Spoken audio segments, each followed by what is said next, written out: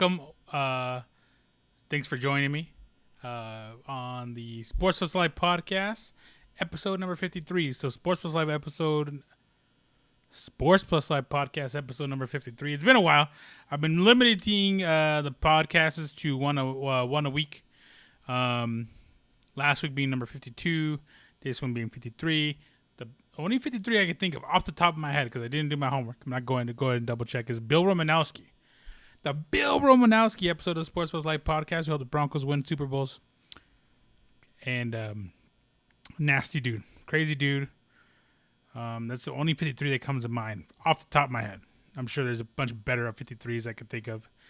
But today, I'm kind of behind on all these things because I'm like I said, I'm limiting the podcast to about one a week. And I'm kind of glad I did today. I mean, I was going to record it on Monday and then record obviously another one on Thursday. But it didn't work out that way. I was concentrating on other things. It's a one-man show here, baby. A one-man band, baby. And a la Heath Slater. It's a little hard. Because you saw, I don't know if you guys follow me on Instagram. You guys should. MRAKACO, Sports Plus Life on Instagram and Twitter. MRAKACO, at MRAKACO, at Sports Plus Life on Instagram and Twitter. If you follow me, I forgot to plug this mic in last time, and I talked for 10 minutes before I realized the damn thing was. I'm looking, and it's plugged in, and I did not notice till 10 minutes in. That's how focused I am. But it's a one-man band, and so until further notice, until I feel like it, we're going to go to one episode a week for right now. But this might be a little bit longer. We'll see how long it goes, see how much I want to say. Because we do, what's on the agenda today, I definitely want to talk about UFC, the Curtis Blades versus Volkov that happened this last weekend. I want to preview the fights coming up this weekend. Dustin Poirier versus Dan Hooker. Definitely want to talk about what happened on these fights last week. Baseball has returned.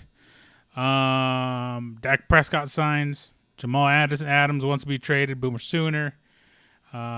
Undertaker apparently has retired as well. So I definitely want to talk about that because it's huge for anybody growing up who's ever watched wrestling. Or just people in general, if you know about wrestling, you know about Undertaker. If you heard about wrestling, you've heard about Undertaker. There's Undertaker, there's Hulk Hogan, there's Stone Cold, there's The Rock, there's Ric Flair, Bret Hart, Shawn Michaels. So there's a lot. If you know about wrestling, if you heard about wrestling, you've heard about those six athletes. The first thing I want to get to is, and one of the reasons why we at the Sports Plus Life podcast studios. I don't know if you guys can hear that though. Can you guys hear it? These fucking lights. I need to get different lights. I'm working on that. It's a pandemic around here. We got to do what we got to do. Work with what we got to work with. They make these weird, almost like a locust noise. Something just touched me. Anyways, and one of the reasons why I kind of want to spread out.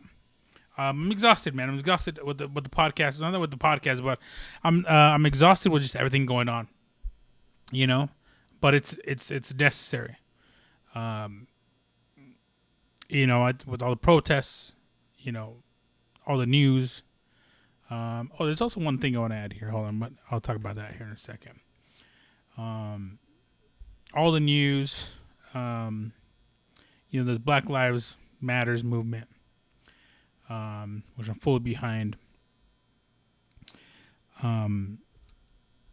It's been exhausting. So I've been trying to decompress. Just kind of get to neutral sometimes. I watch shows. I even watch comedians. Like I watch, Trevor Noah. And people are gonna be like, "Oh, this is hella Democrat or liberal, whatever."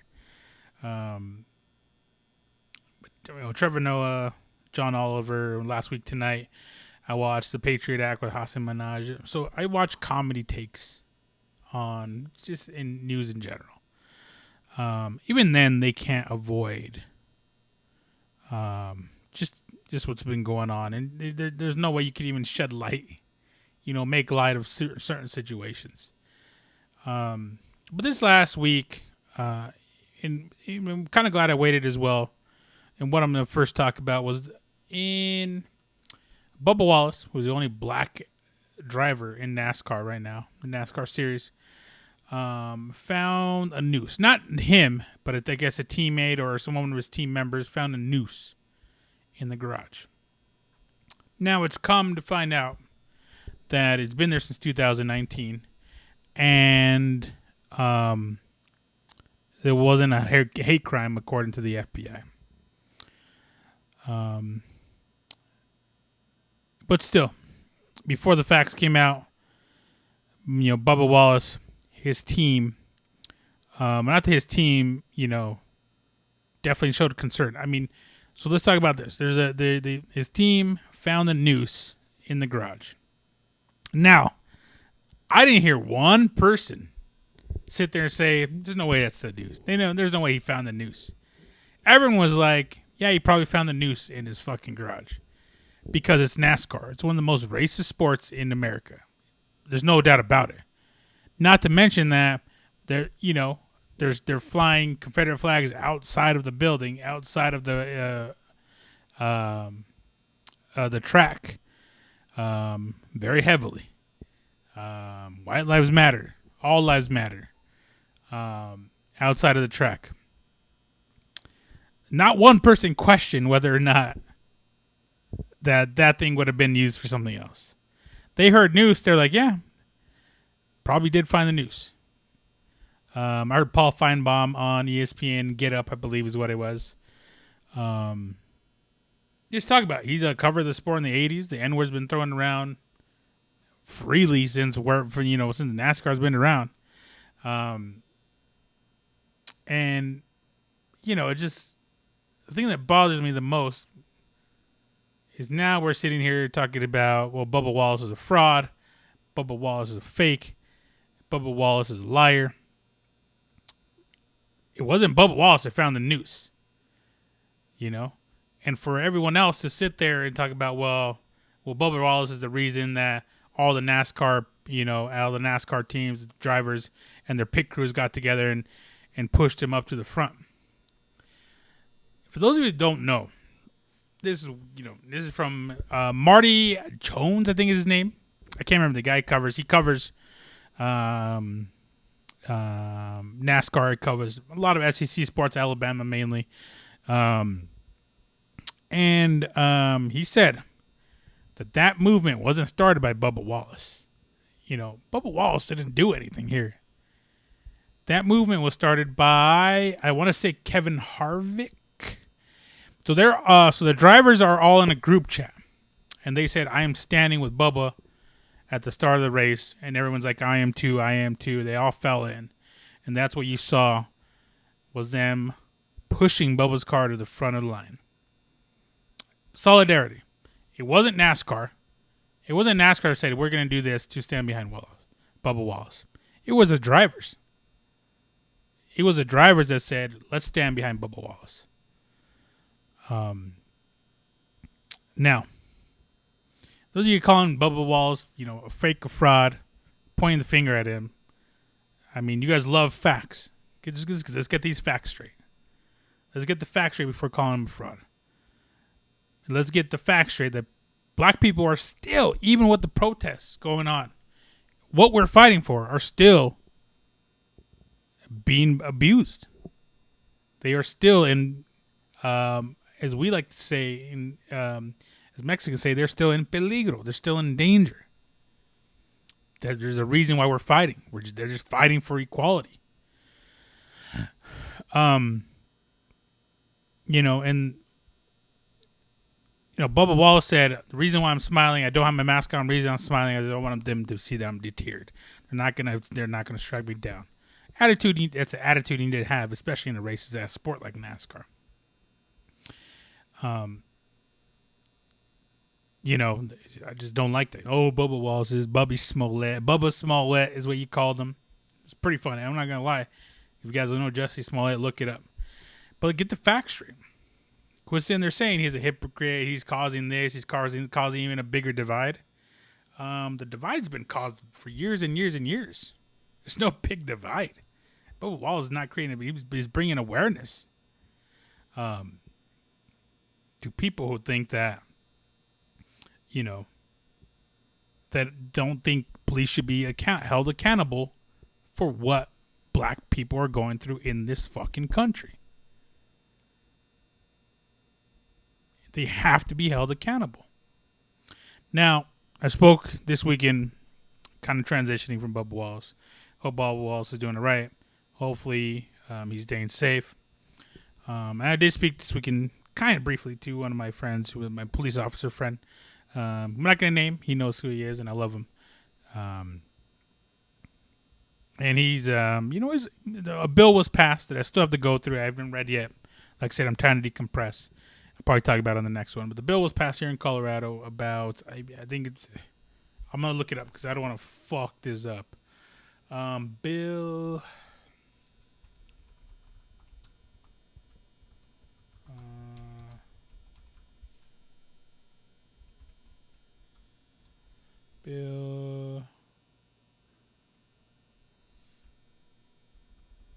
Oh, I messed this up. Hold on.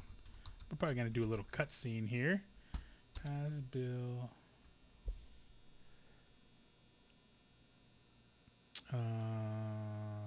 What is it? No. Is it this one? Maybe.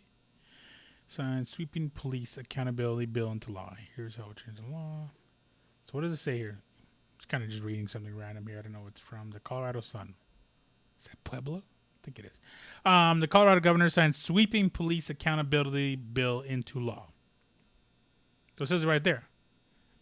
In the law. So I'm going to read this. I'm not going to talk about this. But just want police officers to be, the ones that do bad, to be held accountable. A lot of these guys who are above the law get held. There's so much to go into this. So much to talk about this. I'm going to save it for a different podcast. Yeah, of course, there are officers who do their job well, who do it to the T, who do it well. Don't put other people's lives in harm and in danger. They're trying to eliminate what we are fighting for. Anyone, Black Lives Matter movement, are fighting for is to get those people who do wrong and hold them accountable.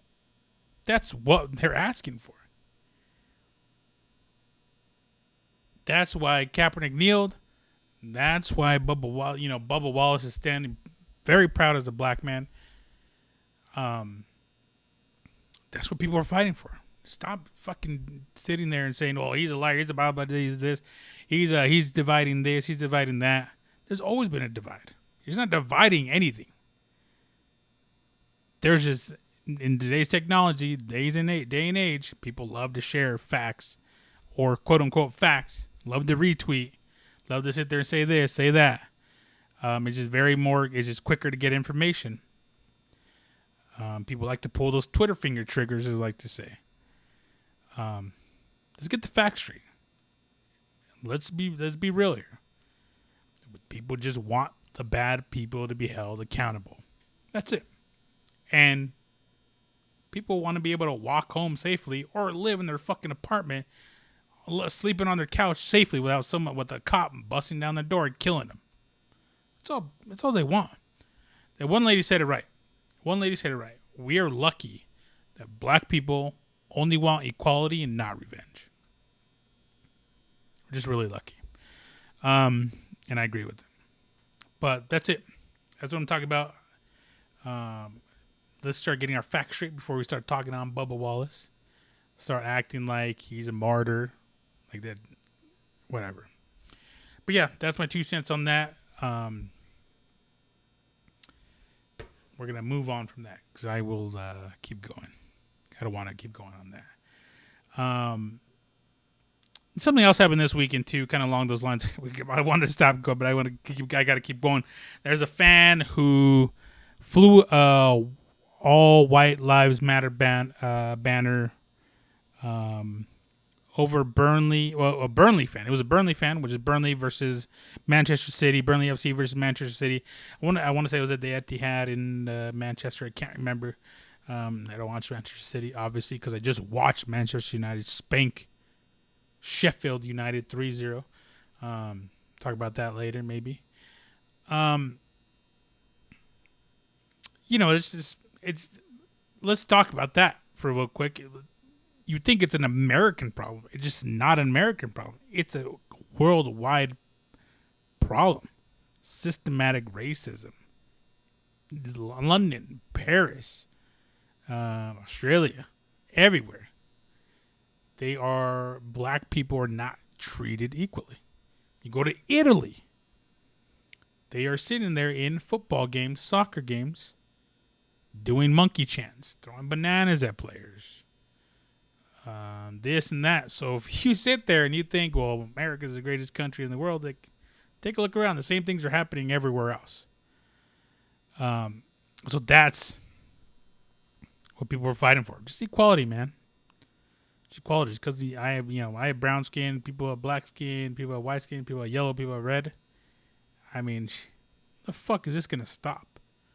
So that happened over the weekend, and they dropped the charges, or they dropped pursuing a case or something like that. But I think the club is finding out who it was, and I think they're going to ban them for life. Which they've done that. I've seen a lot of people do that. A lot of teams do that, ban people for life. So that happened. Baseball's back. Whatever. Baseball's back.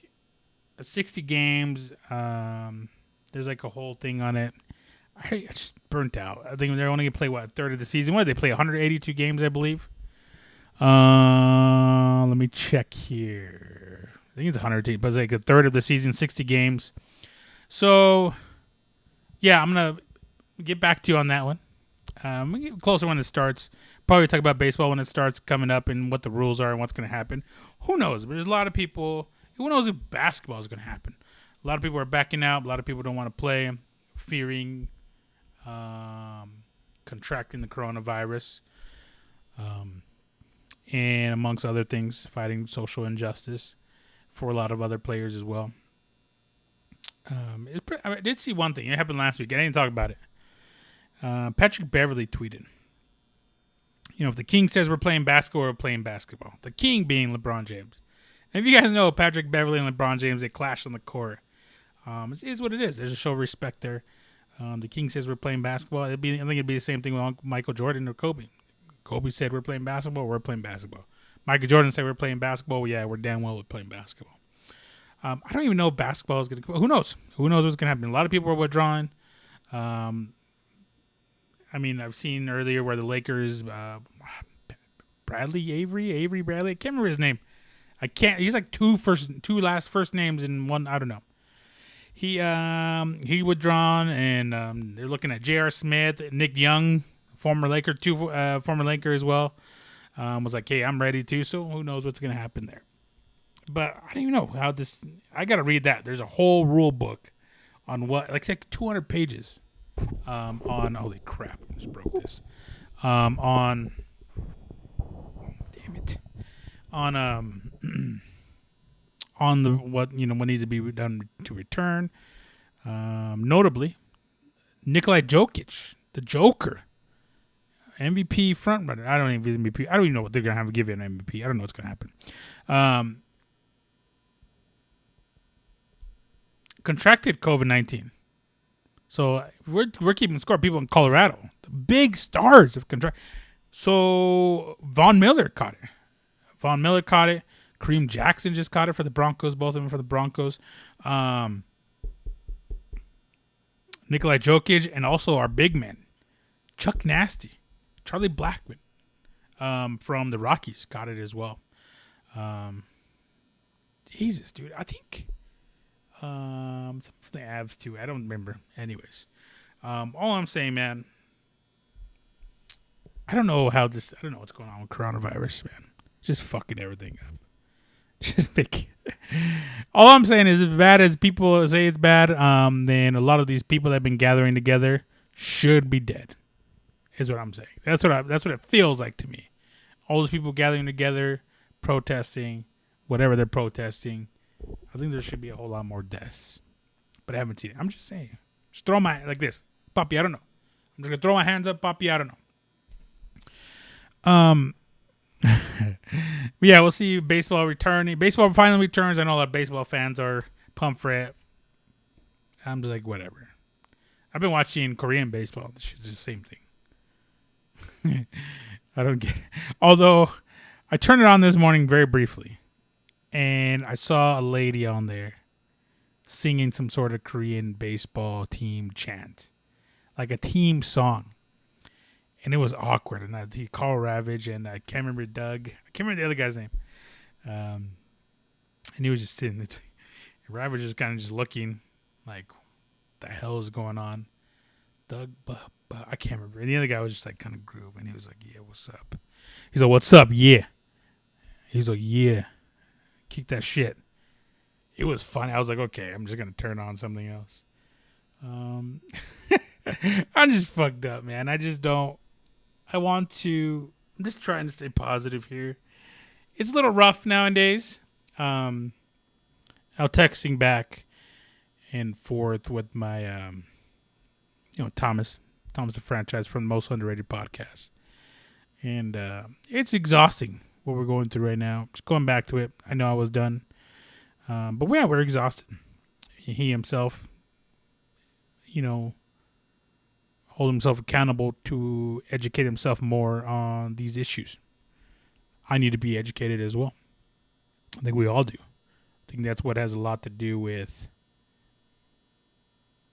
progress as in life. Being educated. Educate yourself on stuff like Black Wall Street. So many other different black leaders. Just black history in general that they don't show you in school. A lot of the stuff I've learned, I didn't learn in school. I learned on my own. And with now, you guys with Twitter fingers have information readily available. Why don't you click Google a couple of times? Just go like this. Type in Black History we didn't know about or some shit like that, just like this. It's not that fucking hard, I know. You swipe too, like this. Like it. Just a little bit of swipe. But yeah. Anyways, yeah, talked to them. It was very exhausting. We were doing back and forth. And yeah, I'm tired. That's why I'm doing one podcast a week. I already explained that to you. But the bright spot for me has been UFC. UFC has been the bright spot for me through all this.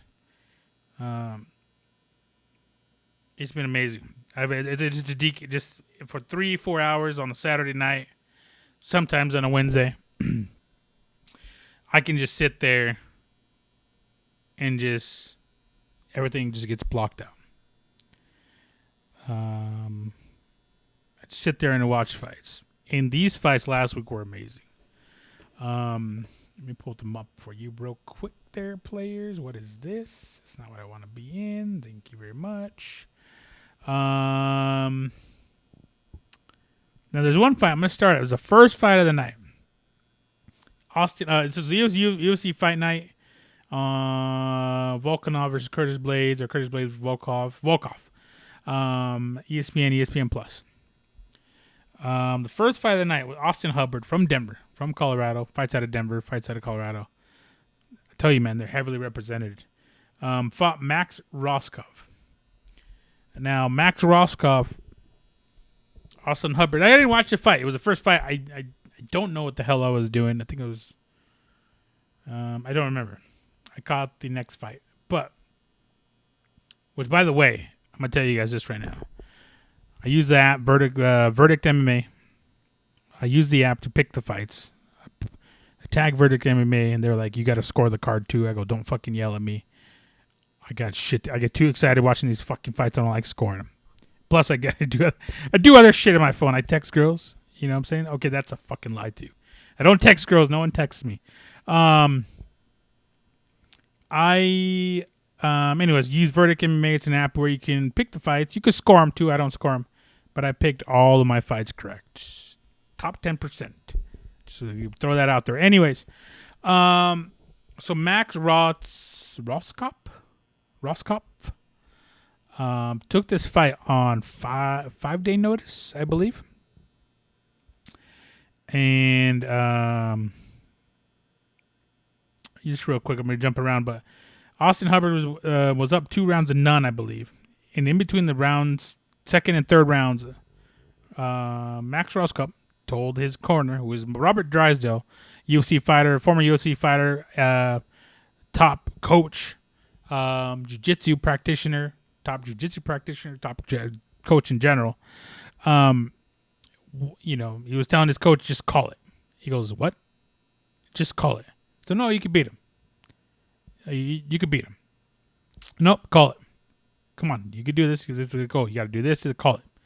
Call it. He kept saying, call it. He kept saying, call it. I don't have it in me. I don't have it, is what he said.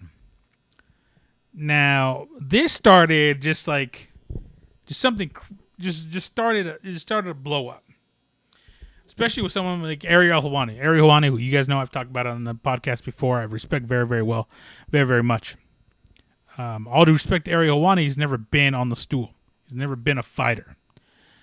He's compared this to boxing, where if a boxer was on the stool, they would have called the fight right away, and rightfully so. Now MMA,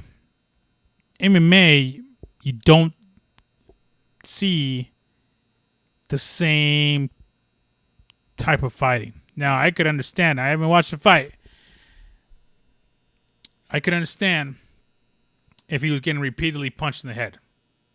That's brain shots every fucking time. Boom, boom, boom. Your head's getting rattled. Brain's getting rattled. Now you're throwing kicks. You're throwing wrestling in there. You're not getting rattled as much in the head as you would in the boxing, especially with gloves that'll fit your whole head. That'll impact more surface. I'm just punching myself. Now, I've never been on the corner either, but I do know sports. A coach's job is to instill confidence in his fighter. I've been a coach too. A coach's job, a corner's job, is to make them coach him through winning a fight.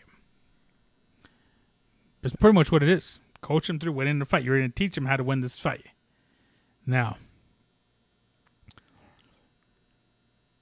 if a fighter says he doesn't want to be in there, that's fine. Go out on your own terms. I think it's his health, and his health is his concern. That's very perfectly fine. If he wants to quit, that's perfectly fine. I think Chael Sonnen said, there's some people who sit there and say losing is not an option. No, losing is always an option. Whether you want to do it is up to you. So Roscoe decided to quit. He decided to call it. Took him a couple times for his corner to convince his corner to be like, okay, get out of here. They called it. It wasn't even his corner. I think it was a referee or the cornerman or the corner officials who stopped the fight. Now, there's a lot of different... There's too many sides to this. Now, I'm giving my take, and I'm going to go in and tell you what... I'm going to go see what... Because there's an article Roscoe said. And I'm going to go... Drysdale was on Ariel's show as well on Monday speaking about it. Now, Roscoe took the fight on 5 days' notice. Now, I think he was in shape. I don't know. I mean, I think these are ultimate athletes. Whether he be in fighting shape. Now, what... who knows what the training regimens would look like in a different camp. I don't know. He made weight. That's obviously a great sign there, too. I don't think a lot of these guys take the fight. I think a lot of these guys also have that in the back of the mind that they might be called up. That there might be a chance you get called up, you get to the fight. I'm not certain. Excuse me, I'm not certain, but I'm pretty sure UFC would give him optimal time to be like, hey, you're a backup here. Get you ready to fight and we can throw down. Cool. I'll start training. That's what I assume. I'm not 100% sure. Now you take the night fight on short notice. You go out there, fight. You're losing 2-0, and then you quit. Now, there's mentality there. That was all mental. I think it was all mental. He said he didn't have it in him anymore. So it wasn't. To me, it didn't look like a physical thing. He was very coherent. He was still He was breathing. Obviously, he had it was a tough fight. He was losing the fight, and he decided to quit. That's fine. Now, Robert Drysdale went on and said, "Listen, nobody in that room cared more about his health than I do. His health was never in question. He never had. There was nothing wrong with him. Obviously, it's a fight. You can have bumps and bruises, but his health was never in question. What was in question was his mental ability. Was his mental, his mentality. I'm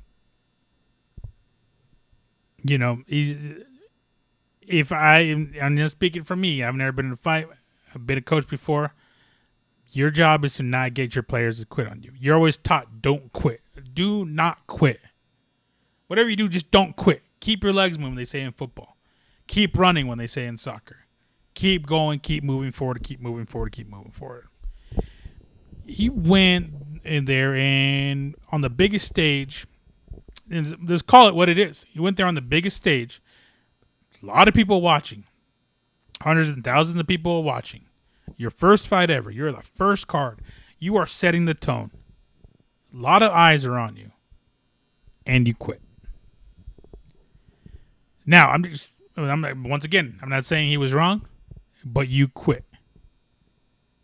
You quit on your coaches. You quit on your self. You quit on your family. It's exactly what you did. That's your decision. But you have to look at it. Yeah, you're going to have to face those. You're going to have to face what comes next on your own terms. There's a lot of people who wanted to quit. There's a lot of people who wanted to be in his position who would have not quit. I think let me take a look here. I don't know if it was this one. I want to say it's this one. Yes. 2 fights later, Justin James takes his fight on 2 days' notice. I think this is the one. I don't know if it's this one or there's a card before. I'm going to check. Takes a fight on 2 days' notice, knocks out his opponent. Cut, bleeding all the way across, still finds a way to win. Derek Lewis. Volkov, we're going to talk about. We've talked about this before. Volkov was beating the brakes off of him for 3 rounds. So you're talking about 10 for 14 minutes and 56 seconds. Derek Lewis shut his lights out with 4 seconds left to go in the fight. Let's look at it. Let's be real here. He quit, and it was his decision. Obviously, it was his health. But he just didn't quit on himself. That's my take. That's what I think. If my trainers, if my coaches take times out of their life, their busy lives to coach other people, to train other people, and I quit on them, that's on me. So Max Rockhoff, I can't say his name, is going to have to live with that. Just have to live with that. That's a reality. He quit. It is what it is. Good for him. A lot of people were applauding him. A lot of people are faulting Robert Drysdale in his corner, given the nature of the sport, the violent nature of the sport. But I think until, my opinion really doesn't matter. I'm just giving you my take. I've been in sports my whole life. This is a sports podcast for the most part. You're just taught not to quit, and he quit. It is what it is. I hope he gets another chance. You take the fight on 5 days' notice. But there's a lot of people who have been on your shoes before and didn't quit. Is what it is. But let me take a look here. I want to see, because he did. I just saw it today. Let me take a look here. He did speak on it. This is what he said. Is this MMA Fighting? Yeah, MMAfighting.com.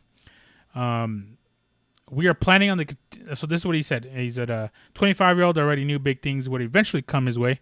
But with UFC getting back to work, he saw potentially life-changing opportunity suddenly appear right in front of his eyes. Right in front of him. Here's what he's saying, quote, "We were planning on the Contender Series in August, but with this whole pandemic thing and with fights being in Vegas, I definitely thought there was a possibility for a short notice fight." So he knew. Roskopf told MMA fighting on Tuesday. I tried my best to try and prepare for that, but I had a couple of injuries where I wasn't able to train as hard as I can. Excuses. Some people do. It happens. You didn't have to take the fight, but you want to change your life, and I understand. Leading up to he continues. Leading up to the fight, I only got to train hard for a couple of days. To me, I don't think that should matter. I wanted to be a guy. I still want to be a guy that shows up, fights no matter what, regardless of having to camp or any of that shit. Because I think that's a little bit overlooked. I was just gonna go with the flow, and just based on how I felt in training, I thought I was ready. He thought he was ready. Okay, so he felt ready. Take a look here. Lost in the show. Loss was Harvard's first. I think that it's absolutely disgusting that people aren't talking about Austin and his performance. I have to watch the fight. I haven't seen it, so I don't know.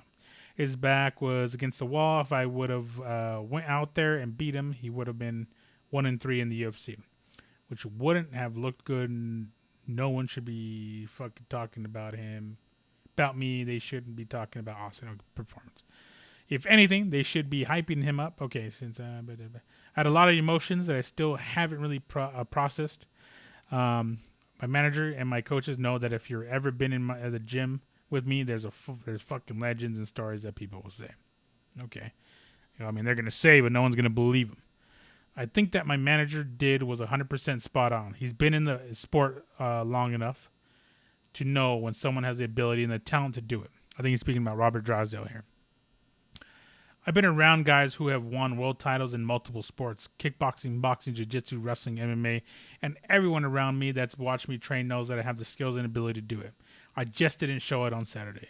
It's no one's fault that I was in that situation except for mine. So he takes accountability. That's we talked about it earlier. Take accountability. That's how you solve problems. You got to take accountability. No one should be getting flack for that, which he's talking about people coming at his corner for not taking his advice and stopping the fight as soon as possible. He had to repeat himself 10 times. Then all of a sudden the corner authorities or corner, I don't remember they are, people like the commission stepped in and said he can't fight. They didn't fight. Referee stopped the fight. As in the past, things changed in this. I've done that. Let's see here. Pretty much all my fights. I've been aware of how I perform at my best, and that's by staying calm, understanding what's happening and stuff like that. I do try and stay as calm as I possibly can, because once I lose that, my Achilles heel, my weakness is what happened on Saturday. So this is a mental thing, just like I said. So I'm glad he's taking accountability. You have to. You're going to have to look in the mirror when shit like this happens.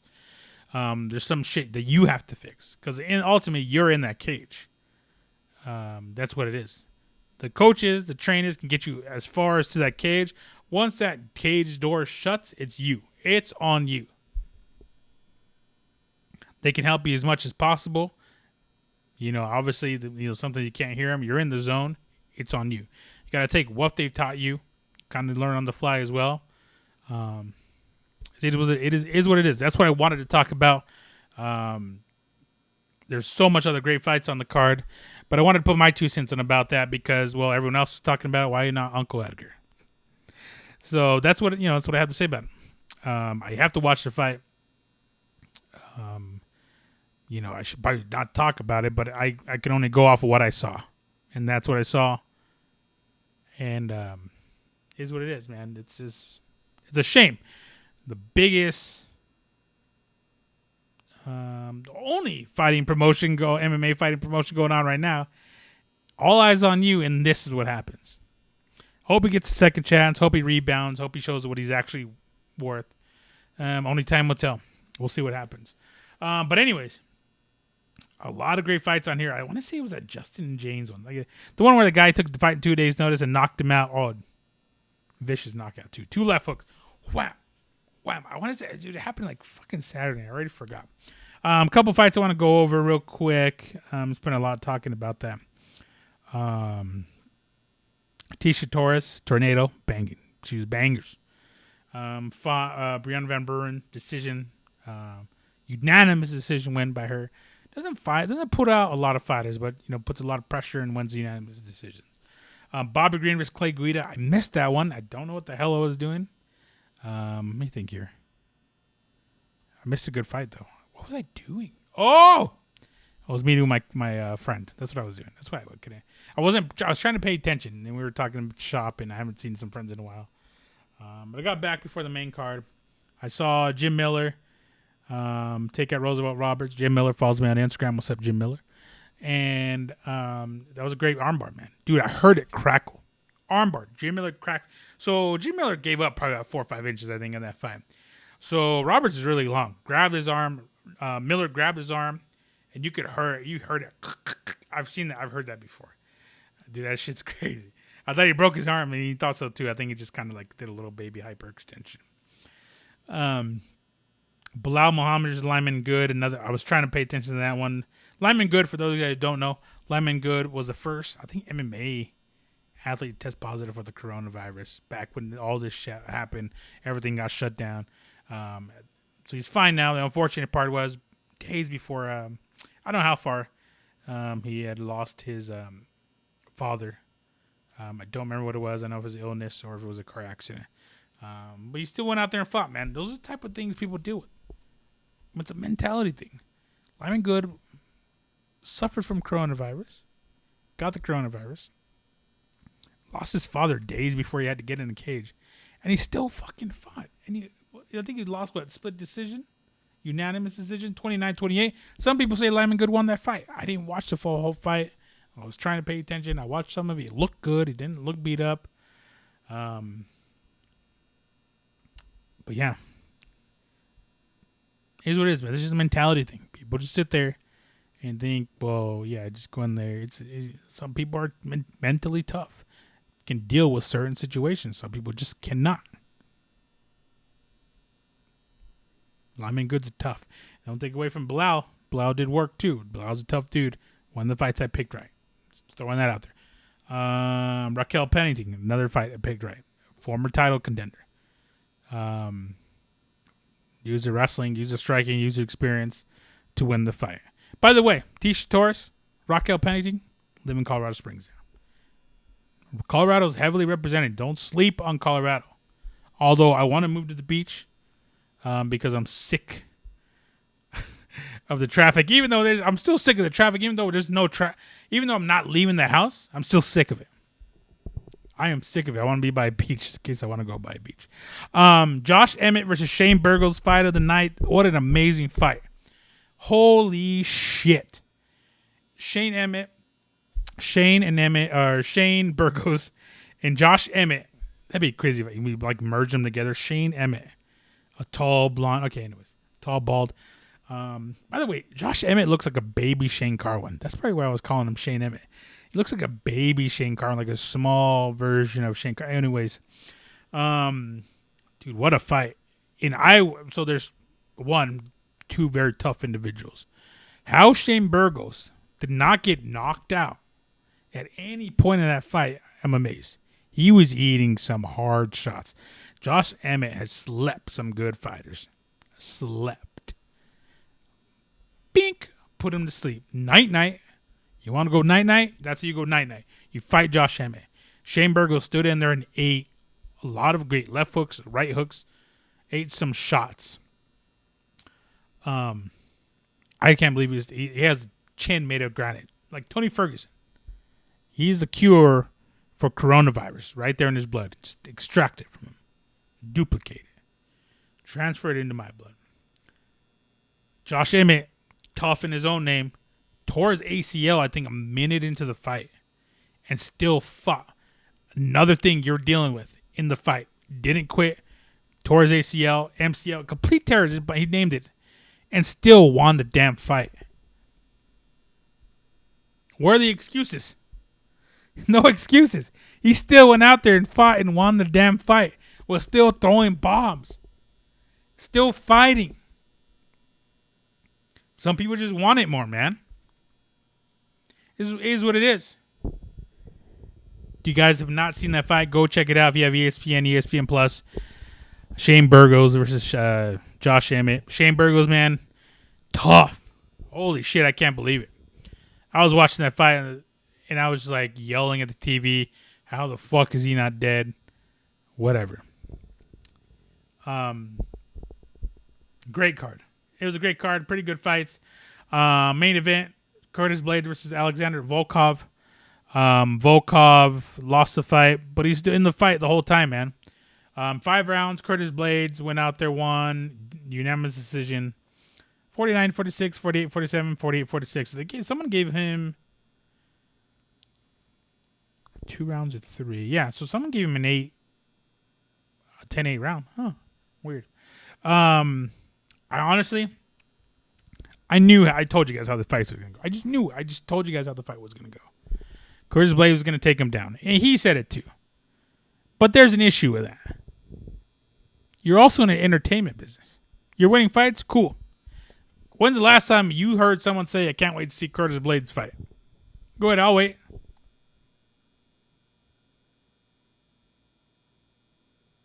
Exactly. I haven't heard anyone say, oh, I can't wait to see Curtis Blades fight. I've never said that. If I have, find it for me and tell me. He did exactly what he was going to do. He wrestled him 10 seconds into the fight, took him down. And what did I do? Pulled out my phone and started looking through it. That's what I was doing, dude. I was like, what the hell? What am I, like, what is this? Thank God it wasn't a pay-per-view. That's why you probably, right now, thank God the heavyweight division is where it is because we won't have to see you don't have to see Curtis Blades fight. You see Cormier versus Stipe, whoever wins that probably faces Francis. By the way, Curtis Blades, 2 losses, Francis Ngannou. So, you tell me if he deserves any title shot. Doubt it. You're not going to leapfrog Francis, who just knocks people out.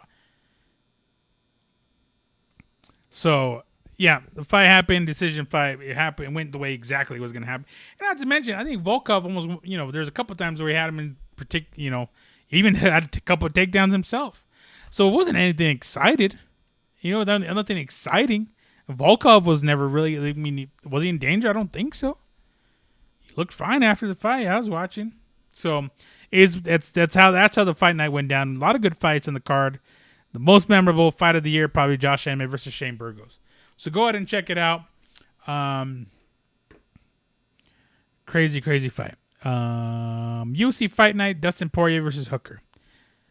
Now I was gonna talk about this, but I think I'm gonna do a baby podcast directly for this. I'm gonna be helping out my friend Josh Knuckles Knutson on his website, which is, let me pull it up here. Sports Better. Let me pull it up. I'm gonna plug him, man, because he's back in the day. He's helped me out with some shit, so I'm gonna help him out. Let me pull it up for you. All right, right here. You guys check it out. I've been betting too. I'm gonna make some picks on his website that way you guys could go check him out. But I'll definitely talk about that on the. It's called sportsbetteradvice.com. Sports BETTOR advice.com. So go check it out. I would do it tonight. I'm gonna submit it tonight in my picks. Some picks. I don't think I'm gonna pick all of them tonight or tomorrow. So look out for that. I'm gonna do a baby podcast on that. So I'll talk about that tomorrow, Thursday, June 25th. By the way, hope everyone enjoyed their Father's Day. Hope everyone. I cooked. We just went over to my sister-in-law's, my brother-in-law. Like I said, my brother-in-law, my favorite father right now because you know why. Gave him a Sports Plus Life dad shirt, so he's a Sports Plus Life dad. Same thing with I didn't give it to him yet. My best friend Mo, I got him one as well. So happy Father's Day. Hope you guys enjoyed it. Enjoyed your day.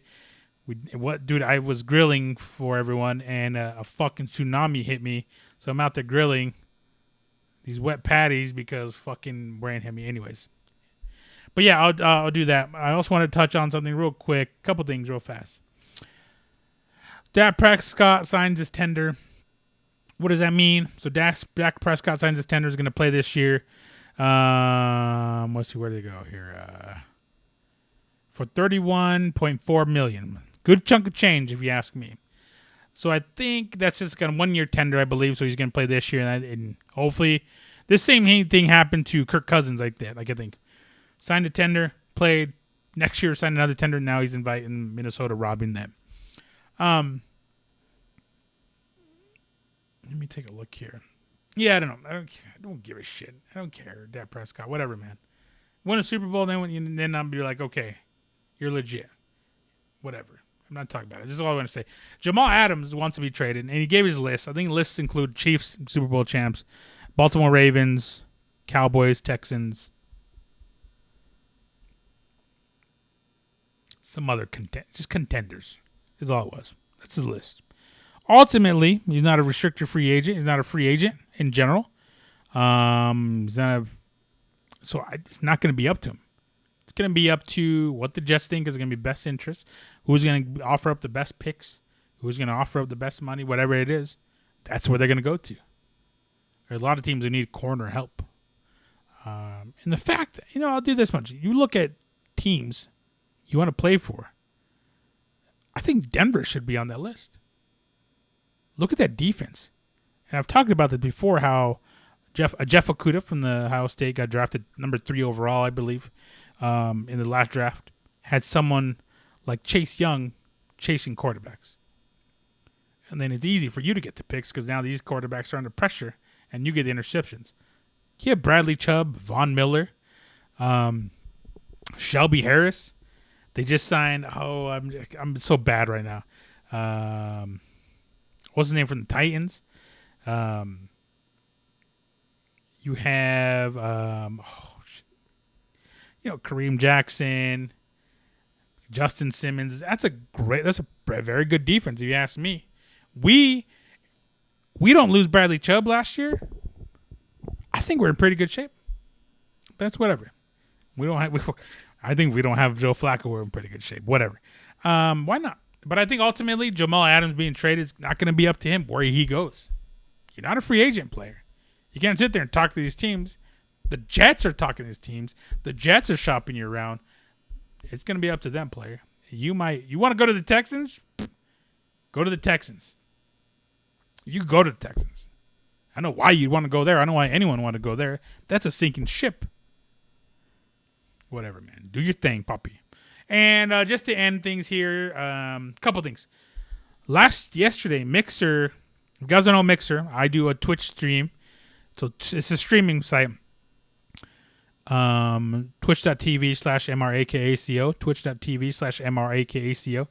Mr. AKACO. On Twitch. But yesterday, Mixer, run by Microsoft said they are going to close down Mixer. Why is that a big deal? Well, for one, there's a lot of people who use Mixers to earn income. The biggest names right now in Mixers that I know of, AJ Styles uses Mixer, Ninja and Shrouder. For those who don't know Ninja and Shrouder, you should know Ninja. Everyone should know Ninja by now. Ninja, one of the biggest streamers, made his name on Twitch, made the jump over to Mixer October, I think. The same thing with Shroud. Shroud made the jump over to Mixer as well. Shroud, one of the best gamers. Just a nasty gamer. The guy's ridiculous. The guy's a human aimbot. Human hack. They all got bought out. They decided, I think Mixer's merging with Facebook Gaming. Facebook Gaming did make an effort to sign him. They decided to opt out, get bought out of the contracts. $30 million to Ninja and $10 million to Mixer. For good, what was it? November, December, January, February, March, April, May, June. 7 months of work. Get paid, boy. It's a very unfortunate. I do not know if they knew that was a sinking ship. That is crazy stuff to me. Still a lot of other stuff, facts going out to it. Where will Ninja go next? Where will Shrouder go next? My opinion, it's going to go YouTube gaming. They already have YouTube channels. They already have a lot of subscribers on YouTube. That just makes it obvious. I don't see why you go back to Twitch. But think of those people who were like offered these deals, and they're like, "Nah, I'll stay at Twitch." 10 million 7 months. Shit. Tim the Tap Man was one of those guys. Anyways, that happened. That's crazy in the gaming industry and the streaming industry in general. So now you have, everyone, there a bunch of different streaming sites. I mean, obviously Facebook, YouTube, and Twitch are now the biggest ones. But I want to throw that out there because that was pretty crazy. Last but not least, the Undertaker decided to retire. I think he said he's done. One last ride, he's done. And rightfully so. It's been a long time coming. 1989, so you're like over 30 years. At WWE alone. Not to mention the years prior to that, NWA, I think he's been with WCW as well. So he's been probably like 40 years in fucking in wrestling, something like that. So rightfully so, man. You need to hang it up. Body's taking the beating. He's given what he's given.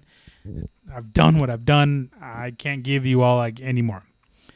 He will be remembered. He probably in most people's Mount Rushmores. That Mount Rushmore is very, it's debatable, man. I don't even know who to put on my Mount Rushmore. But The Undertaker, thank you, Taker. Thank you, sir, for a lot of memories. I've seen him live once, I believe. No, I don't think I've ever seen him live. Anytime I've gone, I don't think I've ever watched him live. I think I have. I don't know. But still, a lot of great memories, a lot of great matches. The streak, everything will live on. Long live the Taker. And that's it. I just want to throw that out there. My thanks to Taker, Undertaker. Go ahead and follow me on Sports Plus Life podcast on YouTube, youtube.com/SportsPlusLife, Twitter, Sports Plus Life, and Instagram as well. Instagram and Twitter, MRAKACO, and Twitch, MRAKACO. So that's it. Thank you guys so much for tuning in to episode number 53 of the Sports Plus Life podcast. That's all I have got. I can't stand you guys no more. I will see you guys episode number 54 of the Sports Plus Life podcast. Let.